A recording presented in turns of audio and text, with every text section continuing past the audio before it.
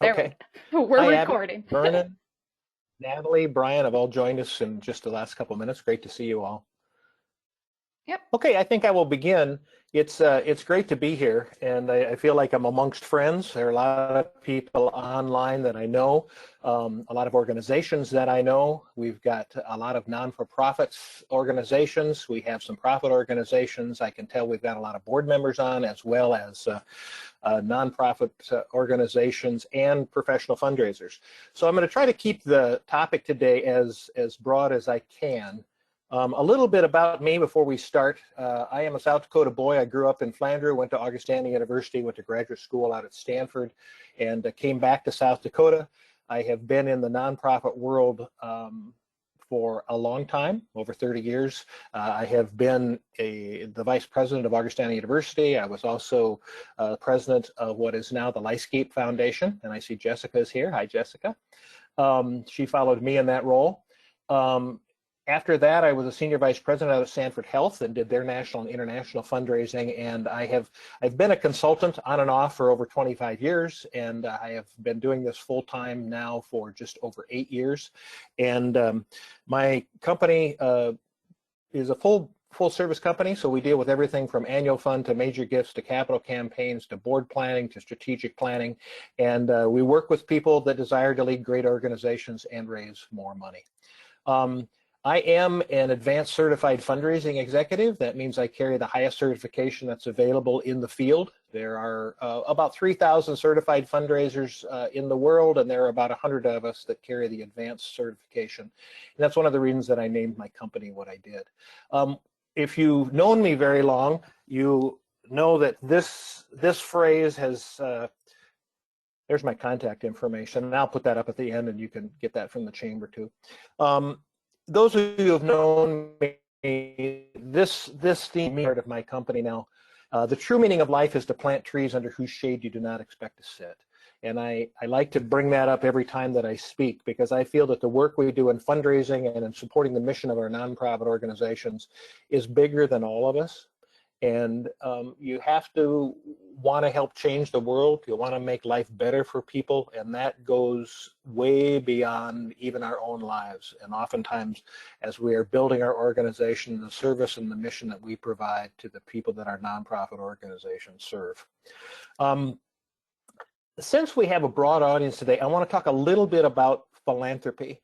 Everybody thinks about fundraising, but fundraising is just one part of what philanthropy is. And what does that mean? Well, we're talking to a group of chamber members, and we all understand the business cycle. We have people who are customers of ours, who they come to us because they've got some money in their pockets and they want to get a product. They come to our business and they get the product. Now, if they like what they get, if they like the organization, if they feel like they've been served well and they've gotten a good product, there's a cycle that begins. So oftentimes when I'm speaking with live groups, I'll say, okay, where have you been shopping lately? And inevitably somebody will bring up a local business, and there's a reason that they go back over and over and over again. Now in the philanthropy world, we use different words. We use words like donor, who wants to make a gift to the organization. Now that's very similar to the for-profit world, but the thing that's different in what we do is that people support us because of our mission, because of the way that we change people's lives. And if they feel like we are fulfilling our mission, and they feel like they've had a good experience with us, and they can see that we are changing the world in the way that they want to change the world, then this cycle begins. And just like it does in the commercial world, you create a cycle with your donors by providing your mission. I want to talk a little bit more about what philanthropy is. You have an organization that has a vision of what they want to do and what they're trying to create. What you're doing is you want to go out and find other people who have that same vision and can capture that vision. When you find people who have as much passion for your mission as you do, they're eager to join in a partnership with you to help get that work done. Now, that doesn't mean that just because you found somebody who's interested, that you're going to get a gift on the spot. It's sort of like going out on a date. You're not going to ask someone to marry you on your first date. You want to confirm your values, develop a relationship, and build up a level of trust. And that's what philanthropy is. It's a back and forth relationship that we have with those people who care about our mission.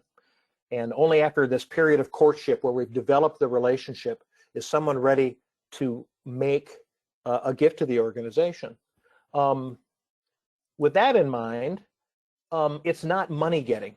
You know, a lot of people think the whole purpose of fundraising is just to go out and get money.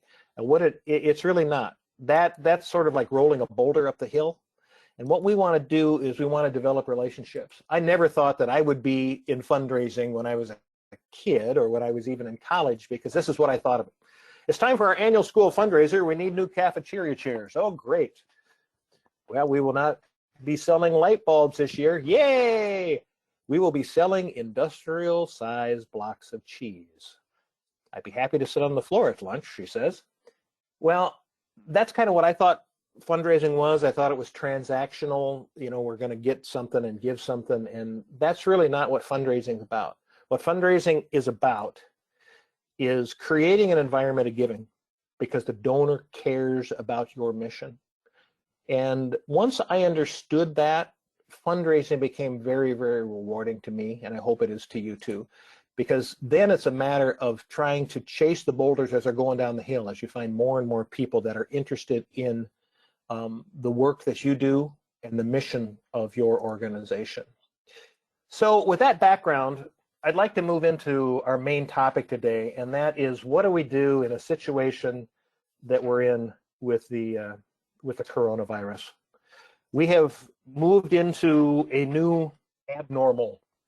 I like to think about driving across the prairies of South Dakota. You're flying down the highway, things are going great, the economy is good, our organization is doing good, and all of a sudden a train comes in front of us. And you slam on the brakes, and we have no idea how long the train is. We have no idea how many cars it has on it. But so the first inclination is just to stop and wait and do nothing. And that is probably the worst thing that we can do in our nonprofit organizations. We can't stall. And as you have seen, people and organizations are adapting very quickly to this new environment. And the worst thing that we can do is nothing. We have to keep our physical distance. We know that, but we can't keep social distance, especially from our donors. That means that we've got to figure out every way that we can figure out in order to stay connected. That means learning the technology and using it and staying in touch. A key to any healthy relationship, as we've all found out as we've been isolating at home, is keeping up communication. And it takes more work now than it may have before to stay in touch. But if we're going to have healthy relationships, we have to do it. The other thing is, as hard as it is to do, we're trying to get through this crisis, but we have to keep the long term in mind. Where is our organization going to be?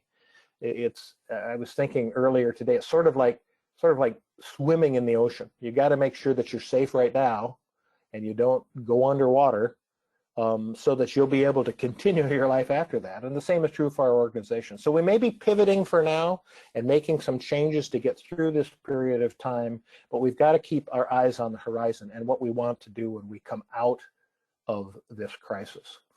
Now, the first thing we need to do in this situation is we've got to be able to take care of ourselves. So you've all heard this. And I think about if you were on a high altitude plane, the first thing that they say is put your own mask on before you help others. And I think that's true. And before we communicate with our donors, we need to be the leaders. We need to get grounded and communicate more, not less in this situation. That means getting used to the technology, Zoom or Skype or Microsoft Teams or GoToMeeting or Google Duo or Google Meet or all of the other things that I've been on in the last couple of months, and I'm sure you have too. But whatever your donor uses, you need to be creative. And you need to get yourself settled, know what you want to say to your donors, and then you need to go out and communicate that.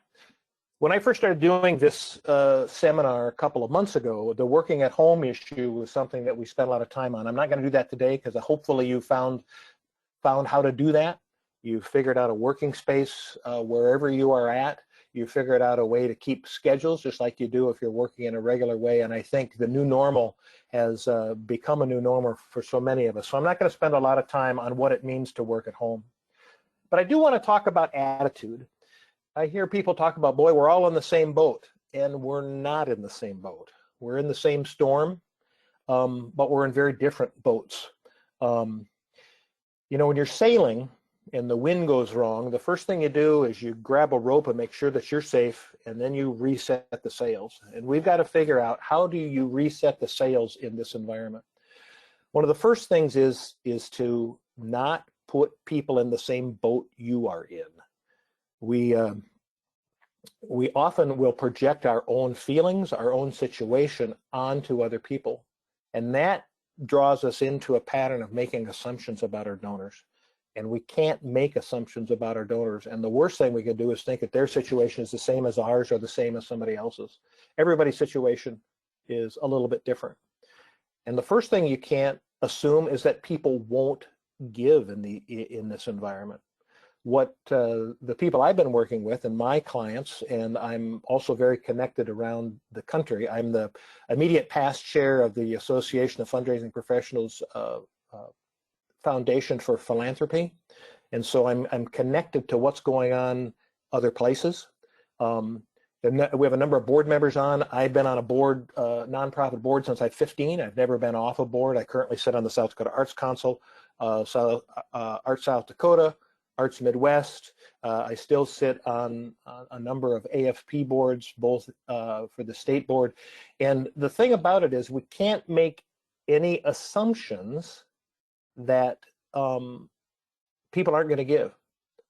And in fact, people have been very successful in the last couple months if they've been out there actively fundraising, if they've been following some of the things that I'm going to share with you today.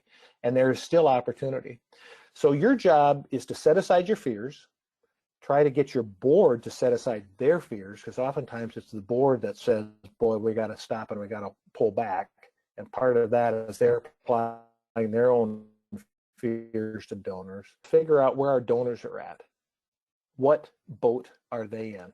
And one of the things we can't do is to manage our donors' pocketbook. As we all know, donors are very good at managing their own pocketbook. So it's presumptuous of us to think that we can manage our donors' wallets, purses. That's not our job. Our job is to tell the story of our organization and see if people are interested. If they cared about your mission before the crisis hit, they still care about the story. And most people still have their jobs. They still have their money. They still have their investments. There are those people that don't, and we'll have to be sensitive to that. But most of us, especially when we're talking about our best donors, our high capacity, most involved donors, have resources. So our job is to tell them the story, because our donors are wondering what's going on with their favorite organizations. How are they doing? How can I help? But they aren't going to be able to help if you don't ask, because I really feel that asking is part of community. When people need help, it's part of civil society. The United States nonprofit sector grew up out of civil society. That means if we wanted to build a barn or build a church or build a hospital, we gathered people together in order to do that. And the same is still true today. So I feel that part of engagement and asking people to give is building community. Now, that doesn't mean you can do it in a haphazard way. You need to do an assessment, and you need to make a plan that's directly responsive to the situation we are in now. This is the rainy day that we have always talked about. And that means what do you have available? And hopefully you've capitalized your organization so you've got some reserves. Now, a lot of nonprofit organizations never get to the level where they manage the organization, where they build up some capital resources for a rainy day. You've got to put all of that in the basket, and you've got to figure out now what is plan B, because plan A is not going to happen because the world has changed so much in the last couple of months. So you need to take stock of what your immediate financial needs are. Also take stock of what the spirit and morale of the organization is. What's going on with staff? What's going on with leadership? What's going on with your CEO? And think that through, because you're going to need that information when you talk to your donors. And all of this will become your temporary case of support, as we call it in fundraising. That means knowing background of your organization, identifying what the problem is, having a solution, and then raising money to do that, and then executing your plan. You need to come up with a continuity plan, do that with your leadership, bring your board in. The only thing that's certain in this situation is uncertainty right now. So you need to look at several scenarios.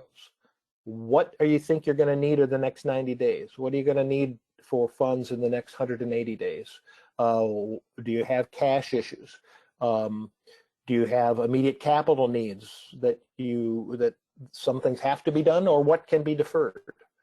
You need to come up with numbers and be ready to answer the questions that your donors have about what your needs are, both your immediate and your long-term needs, and then how you're going to address those, because you need to be able to talk to your donors about what that situation is. Be transparent.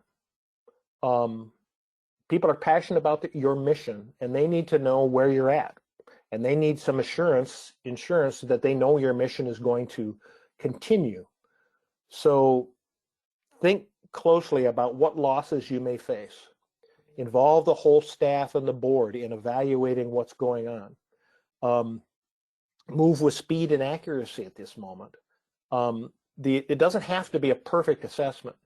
You want to aim for near perfect, and you want to get it done so you can have an educated projection. That'll suffice for donors, as long as they know you're thinking about it, and you're able to communicate your needs. And then create a one-page document that summarizes this new budget. Why do you need money? How are you going to use it? Set a purpose, set a financial goal, and then write yourself a plan as to how you're going to raise that money and to meet that goal. Once you've made that assessment, then it's time to go out and talk to donors and volunteers, and to talk to them now. Call them. One of the interesting things about this environment is people have a little bit more time, and they want to talk, especially as you talk about people who are retired. There's real opportunity there to make some real connections. I was talking to a gentleman earlier this week, and he was talking about, oh yeah, I'm getting calls all the time, and people are just calling and saying, ask me for money, ask me for money. You want to do it differently than that. What you want to do is you want to have a real, sincere conversation with people. And I'll talk a little bit more about that in just a minute. But who do you call? Well, go back to your data and go back to your organization. For those of you who aren't acquainted with the donor pyramid, we have prospects and suspects who come into our organizations and they make their first gift, usually an annual gift, and then they build up to making major gifts. Well, the first people that we want to talk to in this crisis is those people at the top. Who are our major gift donors? Who are those people who have made significant support to our organization? Then we also want to talk to the people inside. Who are our best board and volunteers? And that's where we start. So we're talking about top down, our very best donors, and inside out, our board members and volunteers. And those should be the first people that we talk to. And ask these folks to strategize with you and to help you also make key contacts to other constituents in your organization. You need to keep your mission at the forefront. This is a picture of South Dakota Public Broadcasting. They're a client of mine, and you can see Lori Walsh doing the noon show. And when you think about that organization, they've been critical in the information needs during this COVID crisis. And you have a mission as well. And fundraising is never about money. It's about mission. And so you shouldn't be talking, first of all, about money, as my friend was saying to me earlier this week. Talk about what your organization does and how it's having an impact in this crisis.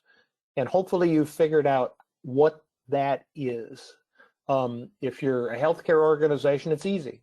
You know, if you were South Dakota Broadcasting, like in this picture, you're getting information out about COVID. If you are an arts organization, you're lifting people's spirits at a time that people need their spirits lifted. If you're a social service agency, you have people that you are serving. If you're, you get my point. Figure out how it is that you are affecting the crisis directly. How are you supporting your own staff? Your donors are interested in that. Are you able to keep people on? Do you need support in that area? How are you supporting your staff? And then put it in a context that's empathetic. We are all struggling through the situation. And so other people are suffering too. So be transparent, be yourself, but be careful the language you use so that you're not talking about we and us, but you're talking you as a donor. And you can just say, you know, these are crazy times. The people that we serve really need your help.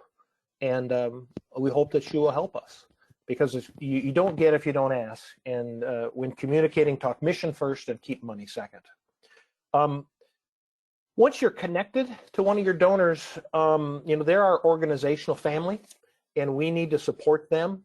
And so the first question is not, here's what we're doing, but the first question is, how are you doing? See if people are okay. And then listen very well.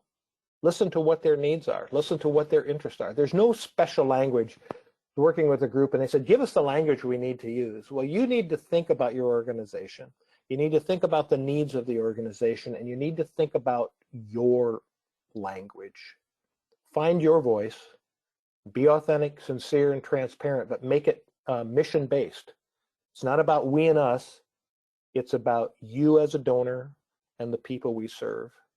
And our job in fundraising is to pull together the people who care about the organization with the people that we serve, and be a conduit to them, because that's what philanthropy is about.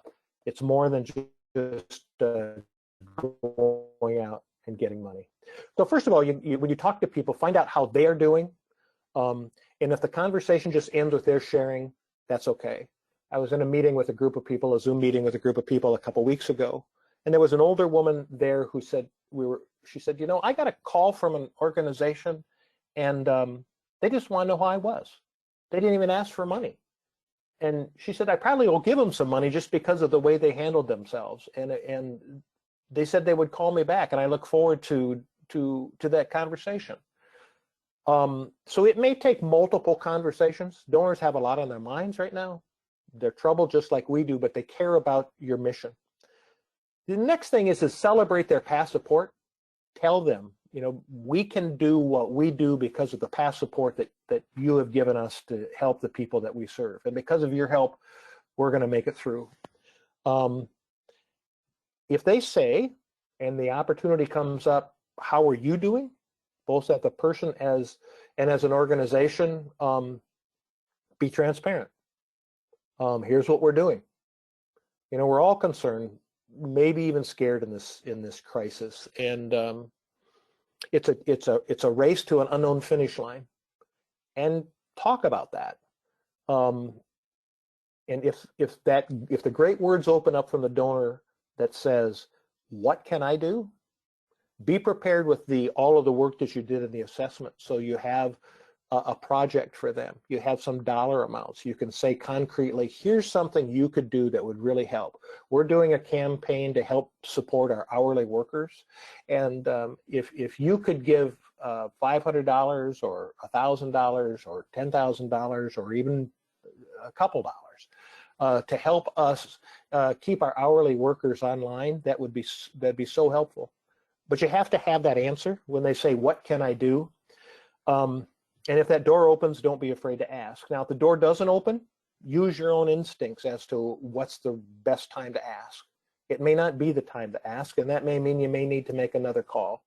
But always keep your mission in the forefront. They still believe in you. They believe in what you do. They give because of your mission. And asking someone to help an organization that really needs the help, I really think is the ultimate service to a donor. Because everybody wants to help right now. Everybody wants to have an impact on helping other people. That's the environment we're in. Yes, there are negative stories, but there are a lot more positive stories.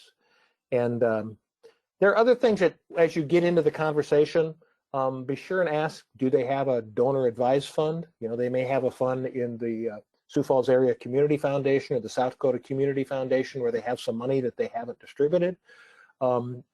You'll have to make a decision as to whether you want to talk to them about some of the money. There are a number of people who are getting funds from the federal government and don't need them right now.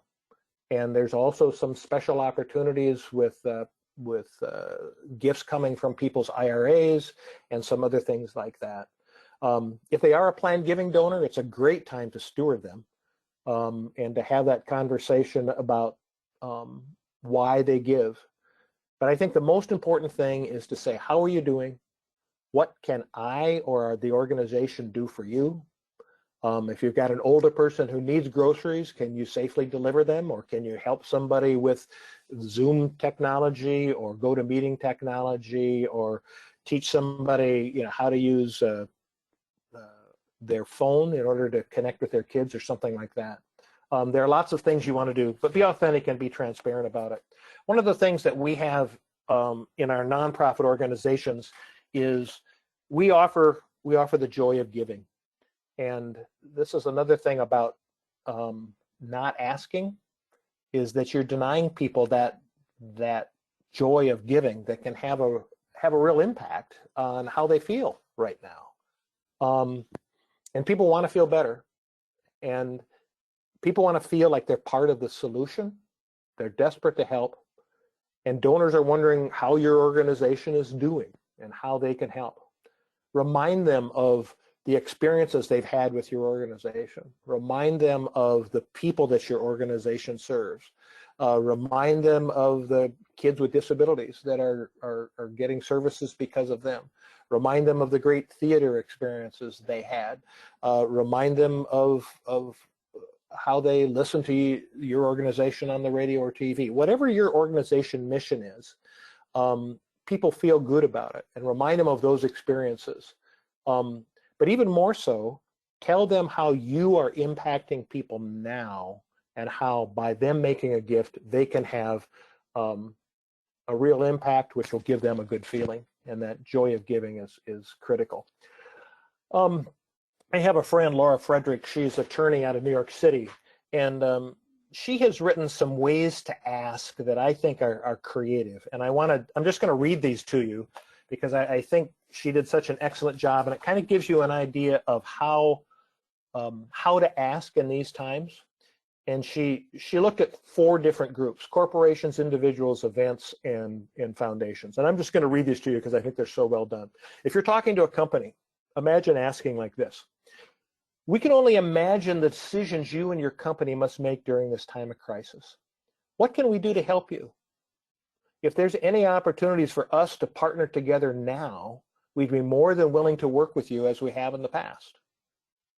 See the twist there for how that relates to the environment we're in? Here's another one. Say you're talking to an individual. While it's not ideal to be asking you many times throughout the year for support, I feel as a leader of the organization, I have the obligation to offer you the opportunity to invest in us again during this very critical time. Say you're working on an event. You know, for the safety and well-being for everybody in our community, we've had to cancel our event. We'd be so appreciative if you would consider allowing us to keep the event support at this critical time so that we may continue to serve our beneficiaries the best we can. If you agree, kindly let us know. And if you're talking to a foundation, here's another thing you could say. Your foundation has so generously supported us this year with a grant of X dollars to help us with our mission. While we are most certain you're receiving numerous requests right now, would you give us a permission to use the remainder of our grant for our general operations just to get through the rest of the year? Attached is our plan detailing our shortfall and how this conversion will help us narrow the gap. See how that language is different, and how if you can get people to understand the impact they can have on the organization, that's really the power of the joy of giving. I want to talk a little bit about staying the course in this environment. I have a consultant friend on the East Coast who was working with one of her clients who was a symphony, and right after the seriousness of the COVID crisis became apparent, that group essentially shut down. I mean, they fired their staff. They decided we just can't get through this.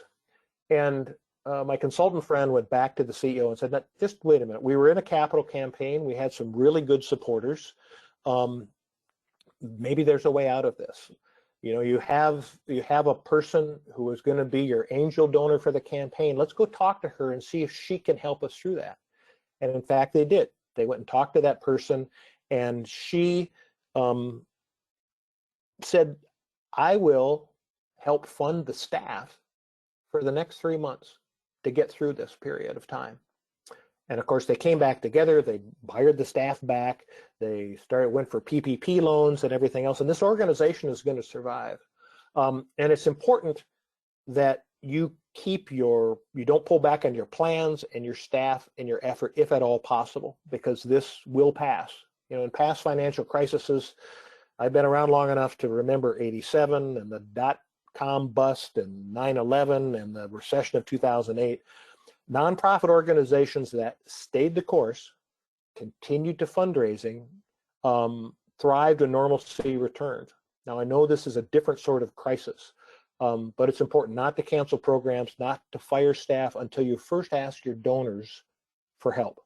And see if your donors are willing to help. Don't do anything drastic. It's time to do real philanthropic work, because if our mission is important, it's negligent of us to not ask for help in order to keep our organization moving through this. You need money now, you're going to need money in the future. And if you build your relationships, you tell the good, warm-hearted stories, you let people know how your organization is fulfilling its mission and the impact that they can have, it will make a real difference. I want to talk just about a few things outside of the direct relationship to the organization, but I want to talk a little bit about what we've seen in the past in this environment. This is a chart from the recession of 2008, and what we're looking here on the bottom is that's just what happened with the stock market. And we saw the S&P drop nearly 39% during that period of time. But during the same period of time, this is what happened with fundraising. We actually saw a bump at the beginning of the downfall. I'll talk about that a little bit more. And then you can see that fundraising dropped a few percentage points, but it didn't drop anywhere as much as the stock market. And people continued to care and people continued to give as long as the organization continued to keep their mission out there and they continued to fundraise. This is some research that was done by another organization, Jeff Brooks and his team. And they were trying to apply what's happened in previous recessionary situations. And they made some predictions. This came out 6-8 weeks ago. And you can see here, this is the baseline giving if things were normal. Say you had your baseline number here. And they broke this down into 4 phases. And these are phases based on what's happened in past recessions: the bump, the slump, the surge, and the new normal. And what you can see here is those organizations that didn't fundraise, their fundraising really dipped, and it never really came back until well after the recession was over. Those that continued to fundraise saw a bump in emergency giving, and we have seen that over the last couple months. I think where this chart is wrong is this bump period is lasting longer than 2 to 4 weeks.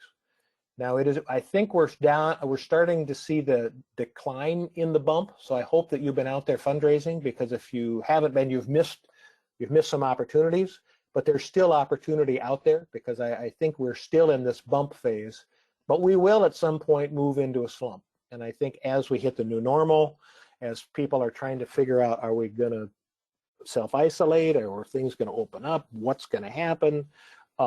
And we we are in that situation for a while, and I think it probably is right, maybe a 4 to 6 month period. We're going to see a slump in giving, but if you don't continue to fundraise, you're going to be at the bottom of the curve. And when we come out of this and we start to see some light at the end of the tunnel, that's when we see the surge happen. We see a recovery of giving. We see an easing of the shortfall led by major donors who support our organization and believe in what we do. And then that moves us into a new normal. And we will see a new normal out of this crisis, just like we have from other crises. And granted, this is different, but we're seeing some of these patterns repeat. And so I say this to you is to stay the course and keep fundraising. Let people know about your mission. Let them know that it's important that your organization continue and that there will be opportunity in the future. Let's talk a little bit about events, because I know a number of you have events that you've either had to cancel or postpone, or you're not sure what to do. But canceled events can raise money. And first of all, I'd reference you back to what's going on. This is such a changing environment. There's been such creative work done with events, but don't necessarily reschedule. Look for special gifts for your non-event. Directly go back to your past donors. They still love you. See if they will give even though you're not doing the event. Put your staff and volunteers on individual calls, especially to your major sponsors. And maybe you can even find a major donor to fill that gap. You might have one major donor who says, and this has happened a couple times in my experience over the last couple months, where someone has stepped up and said, you know what, I'll cover that. I believe in the organization. I know the challenge you've got, and they fill the whole gap. Once again, don't assume that people want their money back just automatically. Use the opportunity to build a relationship. Now that means getting on the phone and calling them and asking them, or communicating some way and asking them. You can offer refunds, but also ask if they're willing to donate to help through the crisis. And if they want their money back, give it to them. But many people will just say, keep it, we know. I have to do a shout out because my son ran the Avera Race for the Cure this last weekend, and they have done astounding work with a race that didn't happen. And they created a virtual race early, and were very, very successful in doing that. So it's once again, it's a matter of not stopping. It's not stalling because the train's in front of us. It's stopping, figure out how can we creatively react. And there are lots of things you can do: direct mail, email, social media, replacement campaigns for your events. So just don't assume you can't do anything with your event and send the money back and lay down and think it's over. The next thing is getting creative with the technology. There's so many things happening so fast, I can't even talk to you about them because there's something new every day. But what are you doing to use the technology to connect with your donors? South Dakota News Watch, another client of mine, did a great town hall earlier this week with their major giving donors, where they brought all of their, they call it the First Amendment Society, together, and they did a town hall. What would you like us to cover? What's important stories? What's on your mind? It was great. Think about having social hours with your donors, or happy hour Zooms. You may have had a birthday party on Zoom yourself, but have you considered doing it with your donors? If you're an artist or a theater person, or that's you're a symphony. I mean, look at what the South Dakota Symphony has done with live performances. Look what the Jazz and Blues Society, Sioux Falls Jazz and Blues Society, has done with their live performances. The Levitt is just starting a series of live performances. There's lots of things you can do. What can you do for your organization that can be creative? Show videos of your services. Get your CEO out on social media every week. I mean, we've all got a studio in our phone. Just videotape your CEO for a 2-minute piece about what's going on. I've got a friend who runs Swan Song down in Austin, and she's the CEO. And Swan Song, they provide music to people who are in hospice, who are about to die. And but she's done a number of just 1-2-minute videos of thank you for what's going on. Here's what's happening with us. If you'd like to help, here's how to give. And they've been very effective. And they're renewed on social media regularly. And there's lots of ways to do virtual events. So think about how you can be creative in a time where you may not be able to get face-to-face with your donor.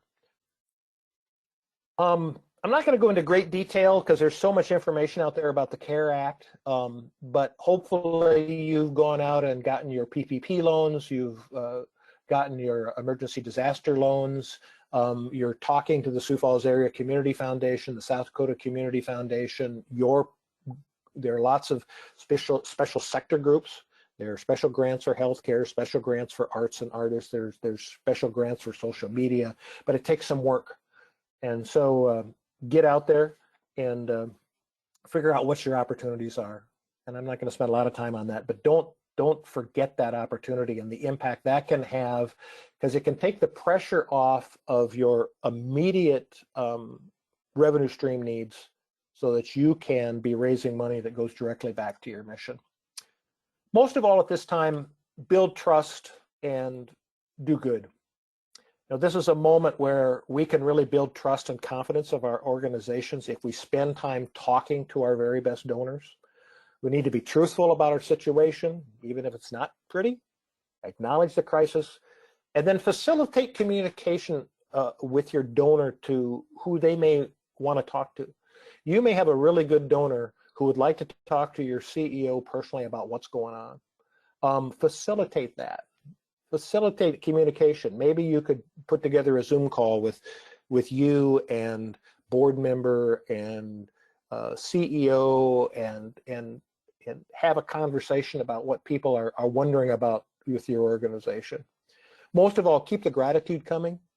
Thank those donors for all they've done in the past, and even if they can't help now, thank them for caring, because you're going to need them in the long run. Keep your eye on the horizon and what we're going to do in the future. Keep it real. One of the things about doing this sort of communication, video communication, is we've all gotten a little more informal. It's okay to have your child in your arms while you're doing a Zoom call. It's okay to have the dog come up. That stuff's okay, because we're all in the same boat, and people are acknowledging that, and we've kind of broken through some barriers. So be truthful. Like I said before, our philanthropic culture grew out of civil society, and if we wanted something done, we got together and we built it. That's especially true out here on the prairie, and that tradition still lives here in Sioux Falls, and that spirit will get us through this. So you need to be a part of it. That means being the best you can be. I'm a perfectionist, and I like to have things all perfect. And one of the things is we don't have time to do that. We've got to get out there and do our work. And a friend of mine, Alice Ferris, she and I were involved in the International Conference on Fundraising for the Association of Fundraising Professionals. And I noticed she had a picture of her video screen, and she had this on it: done is better than perfect. And I think that is so apropos for this particular period of time. People want to hear about your commitment to the organization. That's the most important thing. Tell them why you care and what your organization does and why it's important. That's more important than being perfect. Your job isn't to have all the answers. Your job is to have a relationship with your donors and to be the link between the donors and the organization. And the last thing I would leave you with is so simple, but it's sometimes the hardest thing to remember, and that's the golden rule. Treat your donors as you would like to be treated, and then beat their expectations.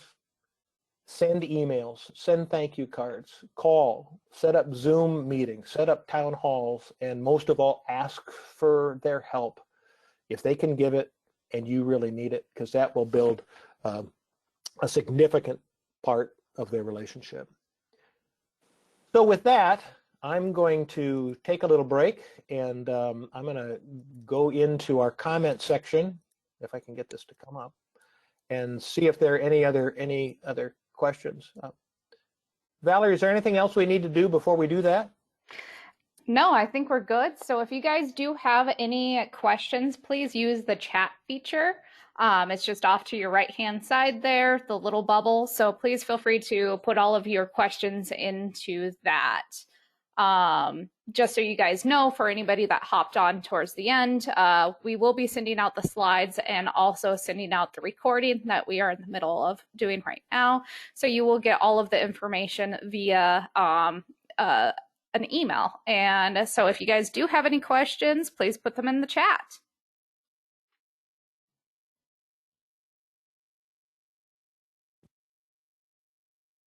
Trying to go through this right now. If you have any questions, just drop them in.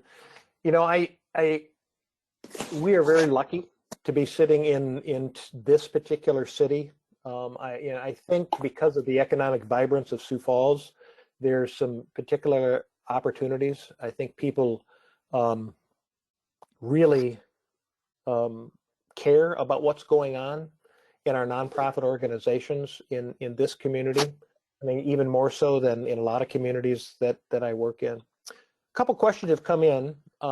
First one from Gene says, you had mentioned the inside-out strategy to engage board members. Any best practice examples you can share on engaging board members who, like all of us, have seen their schedules and lives change dramatically in the last few months?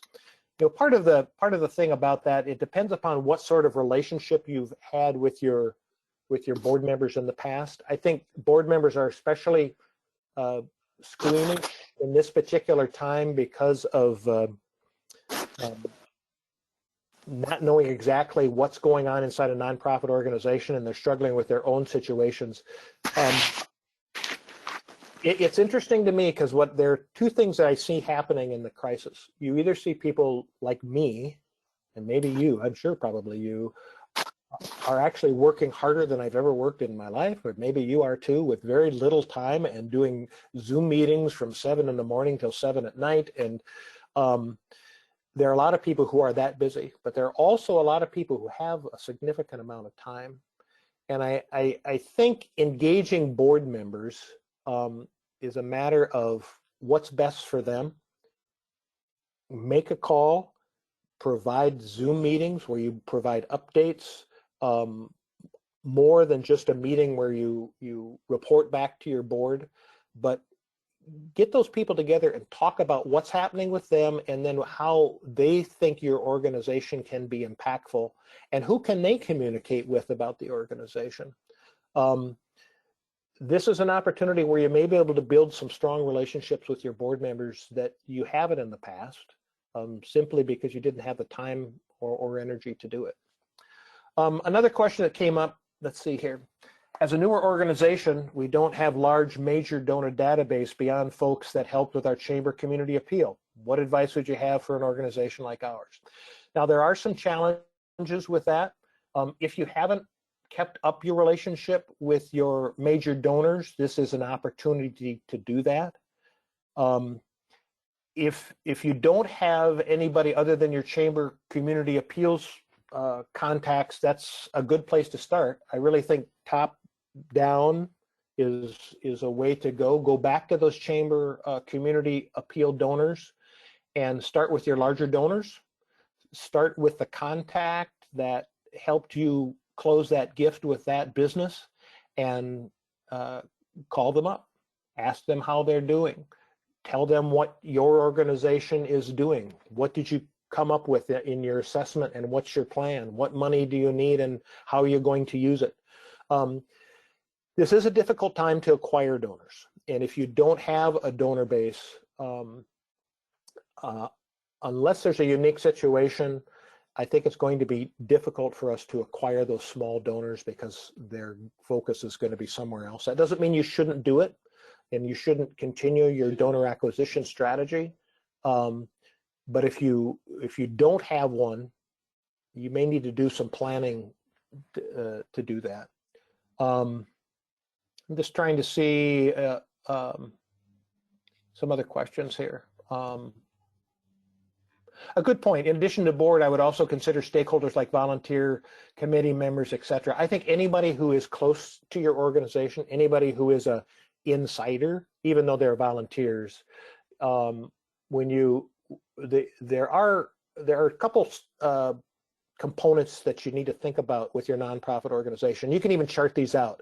You know, if you had an axis here, these would be the people who have capacity, who who are interested in your organization. And then on this other axis, if you look at how deeply are people involved in your organization, that's called moves management in the fundraising world. Who are those people who have high capacity and high involvement in your organization? That's who you want to talk to first. And so it's not just board members, but volunteers and other stakeholders, especially community leaders. Are there community leaders, opinion leaders in the community that you should be talking to about your organization? Stay in touch with them. Let's see. Any advice on monetizing virtual events or content? That's an interesting one, because you have to do a couple of things. First of all, you've got to figure out what content and how you're going to get the content out there. It's been nice because some organizations, like even Facebook, now allow people to do events that are almost, they're not ticketed, but you can only get in if you pay, and you can monetize some of those events. That means you got to be creative. But I'm not an expert in that. But I think you got to be aware of what's going on in the field, and it's changing day by day. But as the need has arisen, the solutions are out there. But I think the big thing about virtual events, and I go back to the success of Arrowhead this weekend, is give people something to be interested in, give people something to do, and then tie that back to their giving. Sometimes, events are transactional things. That's a little different than major gifts. Major gifts are people care about your mission, they give you money to support your mission. When you do an event, it's transactional because your people are paying to get something back. They're paying to go to an event, they're paying to get a dinner, they're paying to get the t-shirt, they're paying to get the coffee mug. And you may have to do some work to change their mind frame to just giving, but you still may need to do your coffee cup and your mug and your t-shirt and some of those things to engage them. And that's something you're going to have to work out. It's a challenge, there's no doubt about it. Here's another one. Everyone seems to have a different opinion on when we might see events come back. What's my best guess on what I'm hearing? I don't know.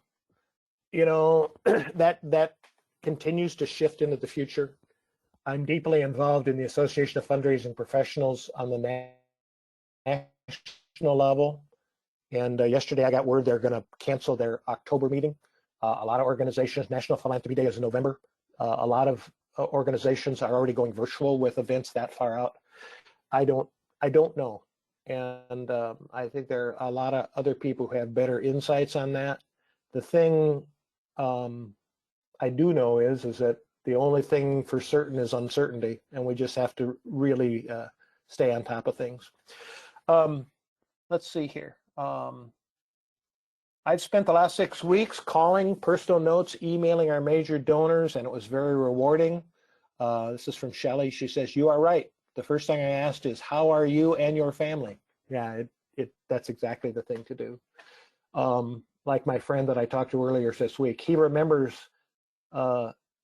not very fondly those people who just dive into their fundraising spiel as opposed to asking how they're doing. And we really have to be transparent, and we really have to be sensitive through all of this. Well, I see it's 11:58, and I don't see any more questions. I may have missed one. If you've got a question, drop it into the chat box quickly. But I will. I'll put up my contact information. I'm here in Sioux Falls. You can contact me either by email. My website is there. Everything is brian@brianbonde.com, or you can go to my website at www.brianbonde.com. Give me a call, get in touch. I provide a lot of services to a number of organizations in the community, in the state, and across the country, and I'd be happy to help if I could ever be of help to you and your organization through advanced certified fundraising. So thank you very much, everybody. And I think, Valerie, do you have any closing comments that we need to take care of?